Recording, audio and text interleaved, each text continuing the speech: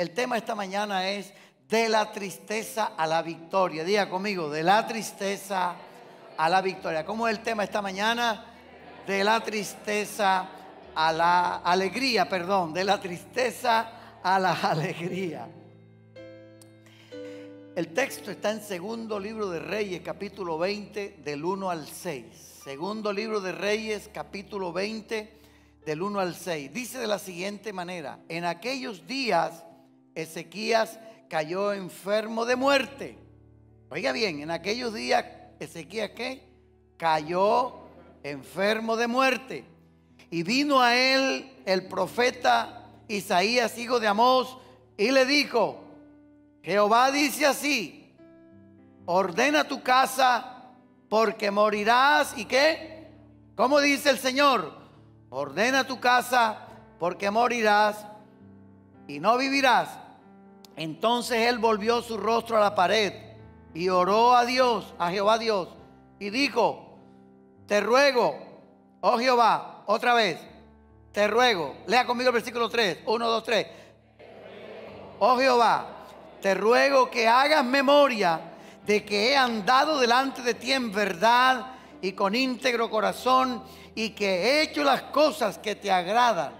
Y lloró Ezequías con gran lloro.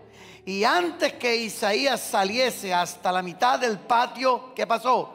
Vino palabra de Jehová a Isaías diciendo, versículo 5, vuelve, lea conmigo, y di a Ezequías: príncipe de mi pueblo, así dice Jehová, el Dios de David tu padre: yo he oído tu oración y he visto tus lágrimas.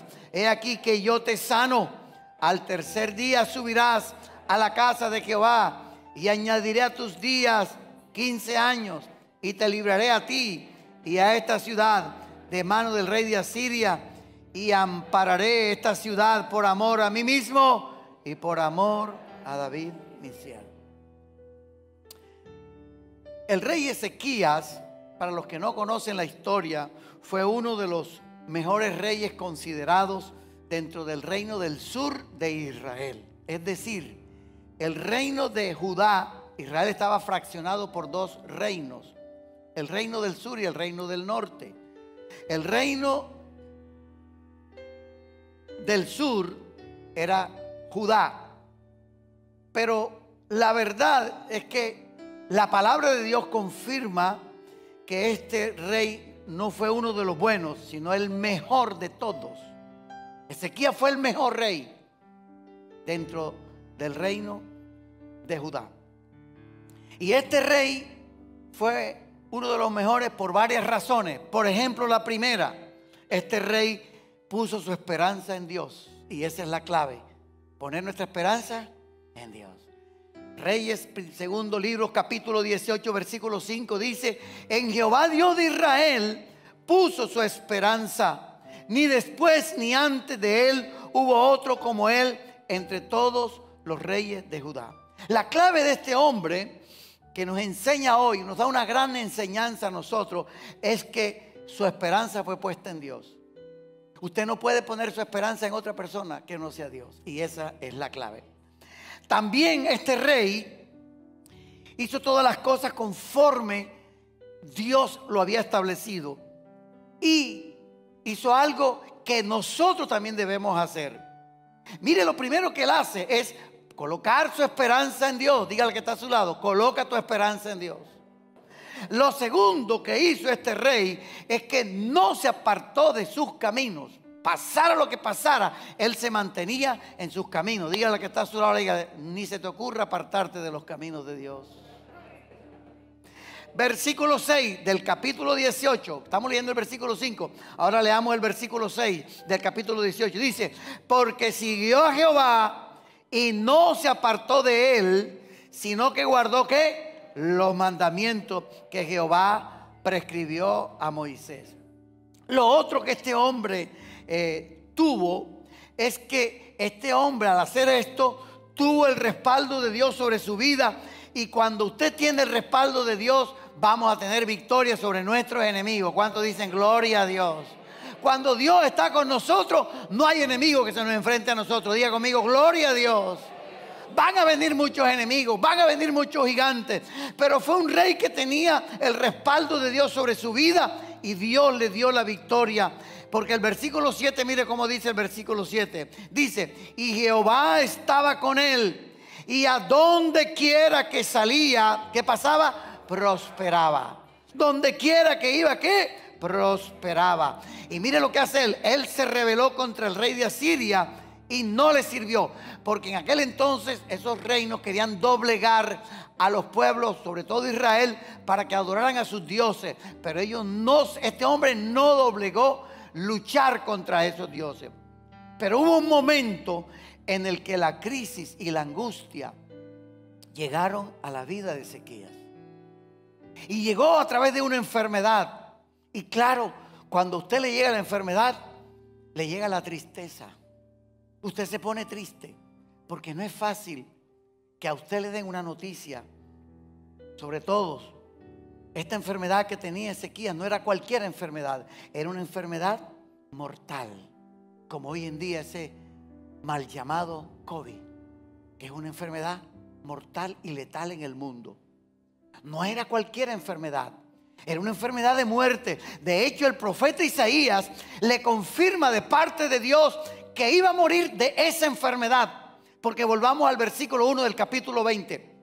Mire lo que dice el capítulo 20, versículo 1. Dice, en aquellos días Ezequías cayó enfermo de muerte.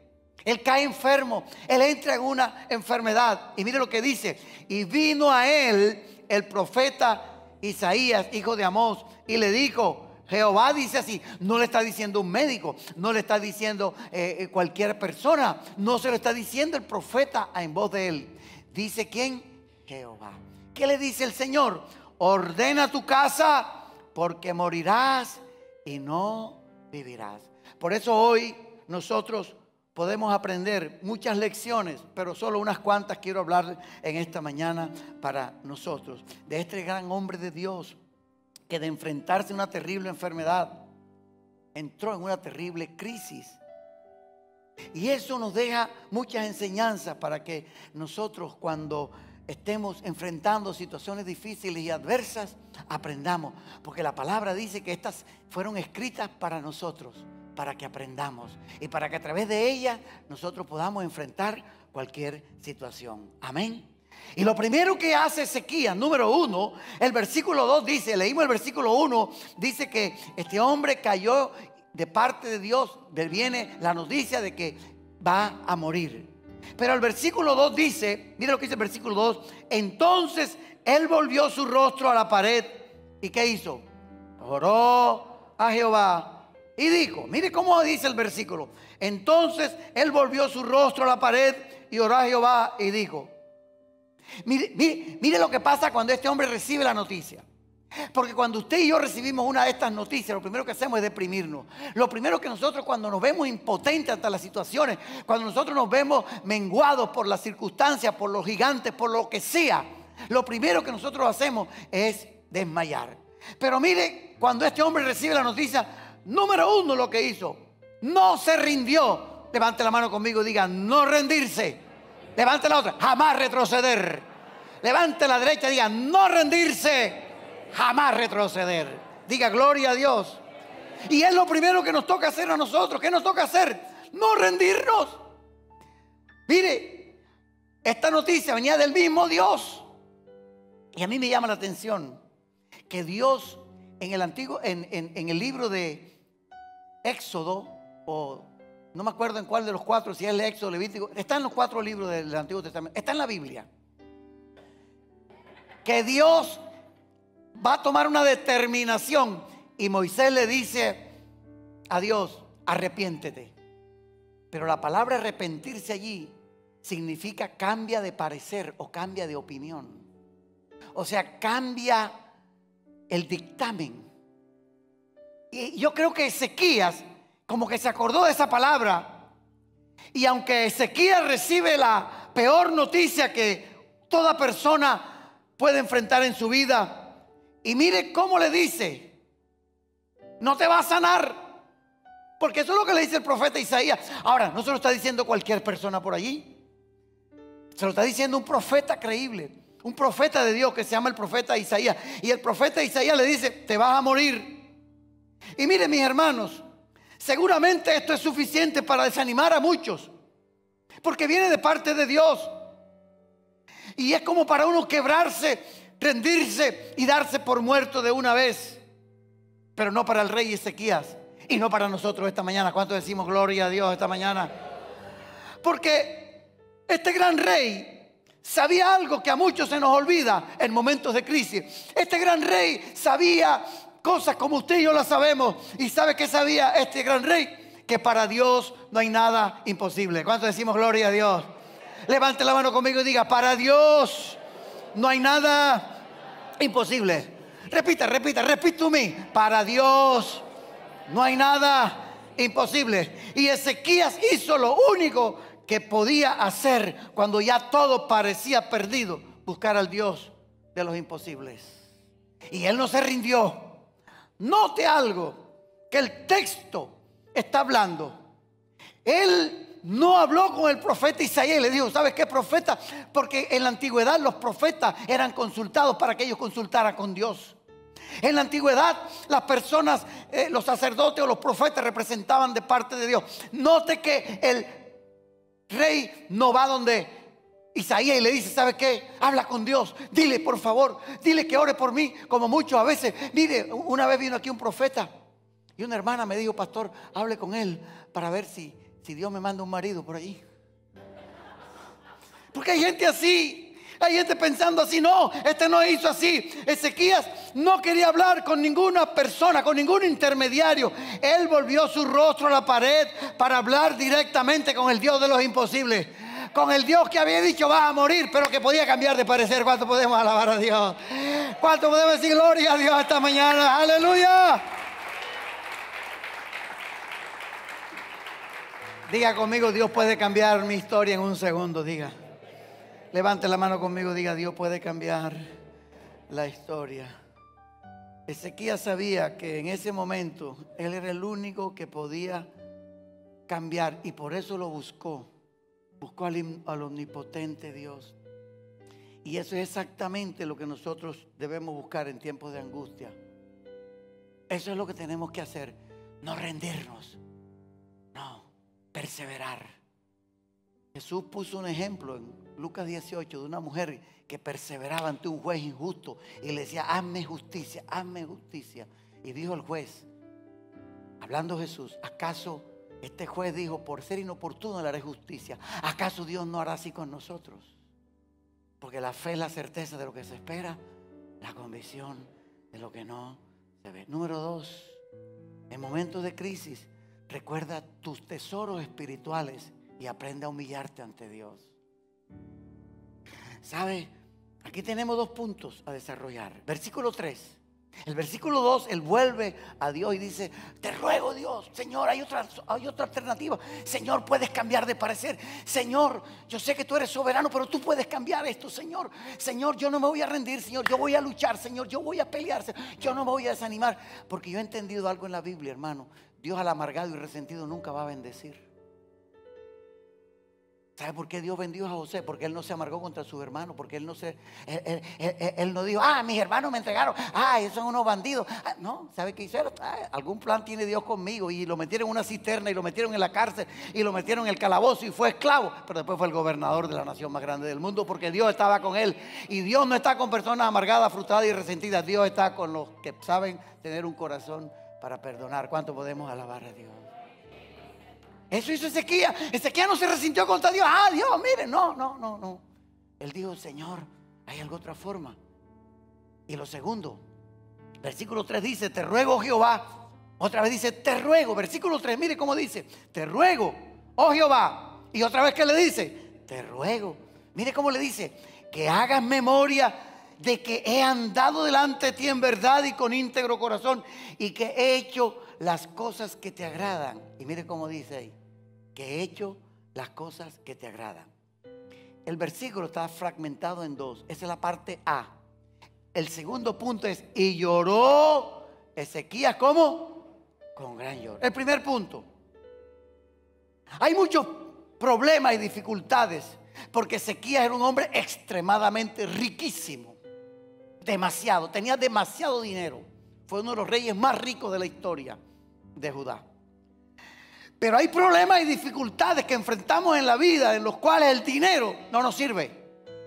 Por más dinero que usted tenga, porque es lo que más nosotros padecemos y luchamos todos los días. Por dinero y dinero y dinero.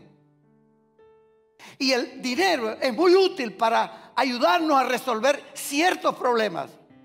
Pero hay situaciones como las que estaba enfrentando Ezequías, ya que el tener dinero que lo pudiera ayudar, en este caso no lo ayudaba.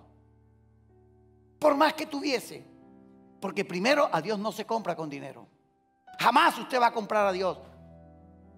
No lo puede comprar. Y este gran rey, por rico que era y que tenía demasiados tesoros, dice la palabra de Dios que en esta situación de vida de muerte usó sus tesoros celestiales. Mire cómo dice. Él usó los tesoros celestiales. ¿Qué es lo que hace? Le recuerda al Señor que Él había hecho lo que lo agradaba a Él. Y cuando usted hace lo que le agrada a Dios, usted tiene que recordarlo. Por eso las promesas son para usted recordársela a Dios. No porque Dios sea sordo, sino porque hay que recordársela. ¿Y sabe qué hace Dios? En su misericordia se viene con nosotros y nos bendice. ¿Cuánto podemos alabar a Dios? ¿Cuánto levanta la mano esta mañana y dice gloria a Dios esta mañana? Aleluya, aleluya, aleluya. Porque muchas veces tenemos que recordarle al Señor estas cosas. Porque cuando hacemos algo de corazón para nuestro Dios, Él no es injusto, dice la palabra. De hecho, Hebreos capítulo 6, versículo 10 dice: porque Dios no es injusto para olvidar vuestra obra y el trabajo de amor que habéis mostrado hacia su nombre. No es injusto cuando nosotros hacemos para Dios las cosas, mis amados hermanos, porque a veces lo hacemos con una intención, un interés diferente. Por eso Dios un día no nos va a juzgar por las acciones, sino por las intenciones. ¿Con qué intenciones predico yo? ¿Con qué intenciones hablo yo? ¿Con qué intenciones le sirvo yo? Y Él está recordando y le dice: ¿sabes qué, Dios? Todo lo que tú me diste es tuyo. Porque le quiero decir a usted, mi hermana, usted y yo no tenemos nada, todo es de Dios. Como dice la canción, dueño de ti, dueño de qué, dueño de nada. Todo es de Dios. Diga conmigo, todo es de Dios. Tus hijos son de Dios, mis hijos son de Dios, tus padres son de Dios, todo es de Dios, nada es de nosotros. El segundo punto es que él llora. Dice: y lloró Ezequías con gran lloro. El rey Ezequías estaba quebrantado físicamente. Su cuerpo estaba afectado, estaba enfermo. Y cuando usted está enfermo no le dan ganas de pararse de una cama. Usted está allí, le duele hasta el pelo. A usted le duele todo cuando usted está allí. Pero sabe, este hombre pudo en su corazón clamar y quebrantar su corazón. Aunque usted no quebrante el cuerpo, quebrante el corazón. Porque a los quebrantados de corazón Dios no los rechaza, Dios los bendice.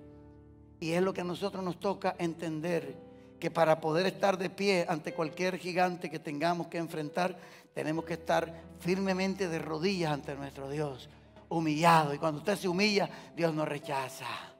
Dios nos rechaza. Dios nos rechaza. Por eso al altivo Dios lo mira de lejos. Por eso tenemos que aprender a quebrantarnos. Y quizás la crisis que estemos enfrentando hoy es para quebrantarte. Y quizás físicamente no podemos, anímicamente o económicamente. Pero al igual que Ezequías, es necesario quebrantar nuestro corazón. ¿Cuánto hace que no lloramos ante la presencia de Dios? ¿Cuánto hace que no nos quebrantamos para reconocer que Él es nuestro Dios? Que Él puede cambiar los designios, que Él puede enderezar lo que está torcido, que Él puede sanar lo que no tiene remedio, que Él es la medicina. ¿Cuánto podemos decir gloria a Dios? ¿Cuántos creemos que un milagro hay cuando nos humillamos ante Dios? Cuando reconocemos que solamente nuestro Dios es el único que puede ayudarnos en tiempos de angustia. La palabra de Dios nos garantiza en el Salmo 51, 17 que aquellas personas que vienen delante de Él con un corazón quebrantado, contrito y humillado, jamás, dice la palabra jamás, Dios, ¿qué? Lo rechaza. Léalo conmigo, Salmo 51, 17. Dice, el Salmo 51, 17 dice, los sacrificios de Dios. Léalo conmigo, 1, 2, 3. Los sacrificios de Dios son el espíritu, ¿qué? Quebrantado. Al corazón contrito y humillado, no despreciarás tú, oh Dios. En diferentes oportunidades grandes reyes de Dios se humillaron ante Dios. Y aunque a veces Dios no les concedió lo que al principio, pero sí el final fue de victoria. Por ejemplo, el rey David, cuando se humilló, en el libro de Samuel, segunda de Samuel 12, 15, 17, dice, y Natán se volvió a su casa, y Jehová hirió al niño que la mujer de Urías había dado a David, y enfermó gravemente. Entonces, mire cómo dice, entonces David, ¿qué? Rogó a Dios por el niño. ¿Y qué más hizo?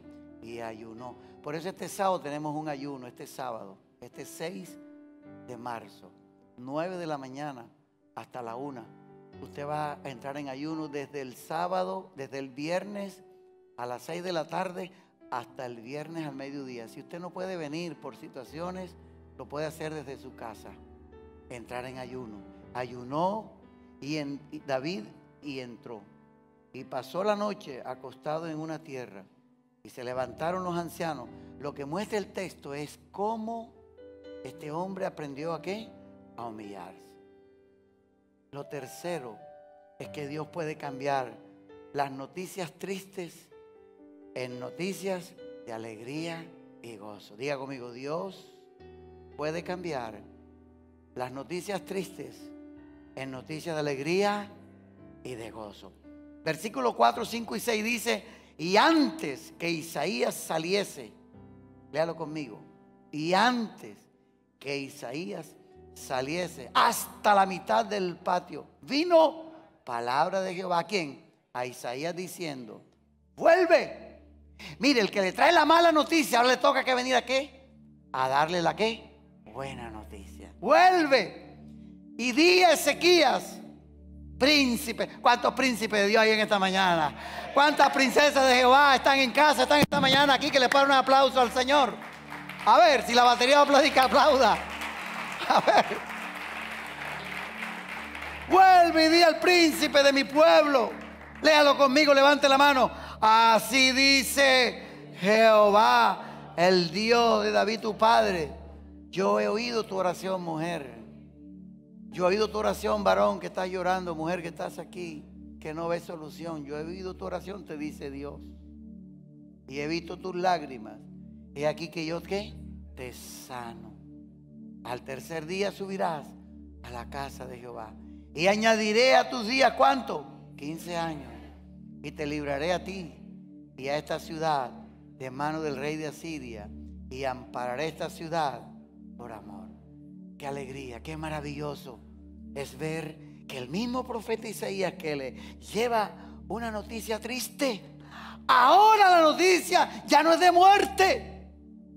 Ahora la noticia ya no es de dolor, ahora es de alegría. Fue el mismo que le dijo, ahora tienes alegría y gozo. ¿Cuánto podemos alabar a Dios?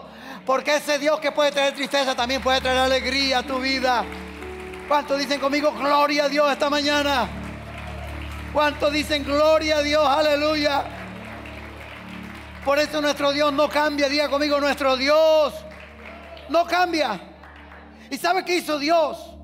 Cambió la tristeza del corazón de Ezequías en gozo. El día más triste de Ezequías, el Señor lo cambió en el día de gozo. ¿Y sabe qué escribió este hombre en el Salmo 30, 11? Este hombre, mire lo que escribió. Léalo conmigo, Salmo 30, 11. Y yo quiero que usted lo tome y se ponga de pie esta mañana para terminar la palabra. Este hombre escribió esto. Y ahora, ¿sabe qué es lo más maravilloso de esta historia real? Que eso mismo puede hacer nuestro Dios en nuestras vidas esta mañana. Que ese mismo Dios que tuvo Ezequías está con nosotros. ¿Cuánto decimos gloria a Dios? Mire lo que este hombre escribió, mire lo que este hombre escribió. Has cambiado, léalo conmigo. 1, 2, 3.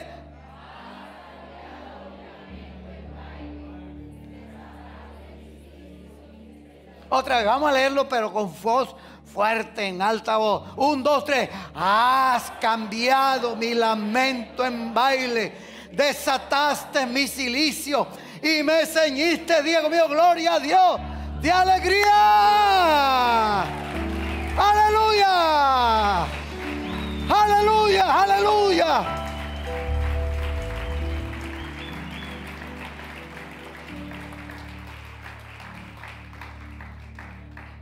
¿Sabe qué es lo más maravilloso? Que el Dios de Ezequiel es tu Dios. Es mi Dios. ¿Cómo no levantar las manos y adorarlo y decirle, mi corona es Jesús? ¿Cómo no decirle, gastaré mi vida en Él y triunfante cantaré? Mujer, llegará el día en que tus lágrimas se convertirán en gozo. Varón, no pienses que de esta no salimos adelante. Con la ayuda de Dios, que Dios puede cambiar los designios, Dios puede cambiar.